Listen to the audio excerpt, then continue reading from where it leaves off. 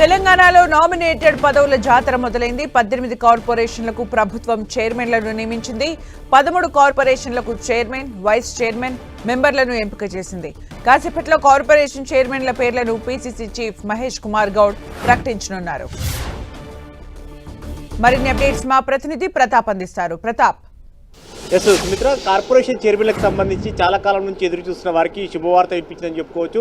కొంతకాలంగా నామినేటెడ్ పదవులకు సంబంధించి కూడా రోజు వాయిదా పడుతూ వస్తున్న పరిస్థితి. దీనికి సంబంధించి కూడా ఇప్పుడు పీసీసీ మహేష్ కుమార్ గౌడ్ గాంధీ భవన్కి వచ్చారు. ఆయన స్వయంగా అయిపోయి కార్పొరేషన్లకు సంబంధించిన కుల కార్పొరేషన్లకు సంబంధించిన వాటిని అన్నిటి కూడా ప్రకటించేందుకు కూడా సిద్ధం చేసుకున్నారు. దాదాపు 18 కార్పొరేషన్లను ప్రకటించాలని చెప్పేసి నిర్ణయించింది ప్రభుత్వం. దానికి సంబంధించిన జీవోను కూడా మరి కాసేపట్లో కూడా విడుదల చేయబోతున్నారు. అయితే దీనికి సంబంధించి మొత్తం 18 కార్పొరేషన్లలో 13 కార్పొరేషన్లకు సంబంధించి చైర్మన్తో పాటు వైస్ చైర్మన్, అదేవిధంగా కమిటీ మెంబర్స్ను కూడా వేయాలని చెప్పేసి నిర్ణయించారు. వీటితో పాటు మిగతా వాటికి చైర్మన్లు అన్నిటి కూడా ప్రకటించున్నారు. అయితే ఇప్పటికే గతంలో సంబంధించి చూసినట్టయితే అన్ని ఆయా కులాలకు సంబంధించిన వాటి కార్పొరేషన్లు అన్నిటి కూడా భర్తీ చేయాలని చెప్పేసి నిర్ణయించారు. అందులో భాగంగానే కాంగ్రెస్ పార్టీలో సీనియర్గా పనిచేస్తున్న వారికి, అదేవిధంగా పార్టీకి లాయలిస్ట్గా ఉన్న వారిని కూడా సెలెక్ట్ చేసి వారికి సంబంధించి ఆ కార్పొరేషన్లు కట్టబెట్టాలని చెప్పేసి నిర్ణయించారు. ఇప్పటికే గతంలో దాదాపు 38 కార్పొరేషన్లు వేసిన పరిస్థితి ఉంది. ఇప్పుడు కార్పొరేషన్లకు, కుల కార్పొరేషన్లకు సంబంధించిన 18 వాటిని కూడా భర్తీ చేయాలని చెప్పేసి నిర్ణయించారు. ఈరోజు సీఎం రేవంత్ రెడ్డి ఢిల్లీ వెళ్లిన నేపథ్యంలో పార్టీ అధిష్టానం వద్ద గ్రీన్ సిగ్నల్ తీసుకున్నారని కూడా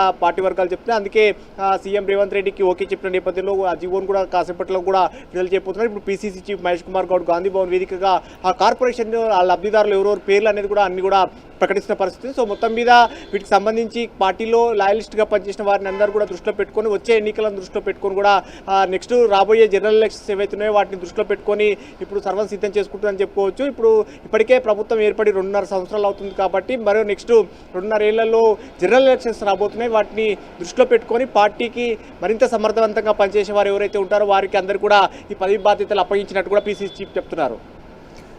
అలాగే ప్రతాప్, 18 కార్పొరేషన్ చైర్మన్స్ లో నియమిస్తున్నట్టుగా తెలుస్తుంది. అలాగే వైస్ చైర్మన్లు, ఇలా టోటల్ గా మొత్తం ఎన్ని పదవులు రానున్నాయి? ఎక్కువగా ఏ జిల్లా నేతలకు పెద్ద పీట వేసే అవకాశం కనిపిస్తోంది?